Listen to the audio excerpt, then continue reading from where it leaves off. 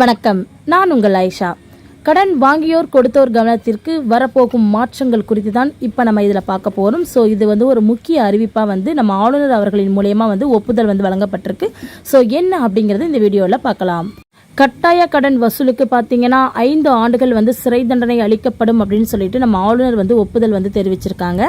அதாவது கடனை வலுக்கட்டாயமாக வசூலித்தால் அவர்களுக்கு 5 ஆண்டு சிறை தண்டனையுடன் ரூபாய் 5 லட்சம் வரைக்கும் அபராதம் விதிக்கும் மசோதாவுக்கு ஆளுநர் RN ரவி அவர்கள் ஒப்புதல் தெரிவிச்சிருக்காங்க.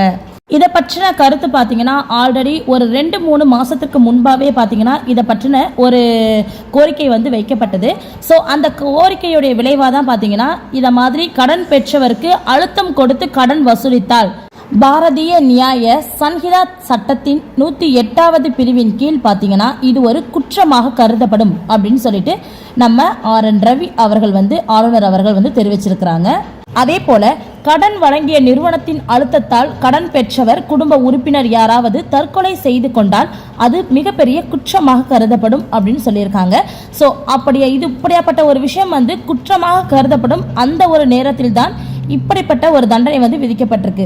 அதாவது என்னன்னா 5 ஆண்டுகள் சிறை தண்டனையுடன் கூடிய 5 லட்சம் ரூபாய் அபராதம் விதிக்கும் மசோதா அரங்கேற்றி இருக்கிறாங்க நம்ம ஆளுநர் RN ரவி அவர்கள். இப்படியாப்பட்ட ஒரு மசோதாவுக்கு ஒப்புதல் அளித்து இதை ரன் பண்ண சொல்லியிருக்காங்க. ஸோ மேலும் இது போன்ற தகவலுக்கு நம்ம சேனலை சப்ஸ்கிரைப் பண்ணிக்கோங்க, பக்கத்தில் இருக்கிற பெல் ஐக்கானையும் டச் பண்ணிக்கோங்க. ஓகே, தேங்க்யூ, பாய்.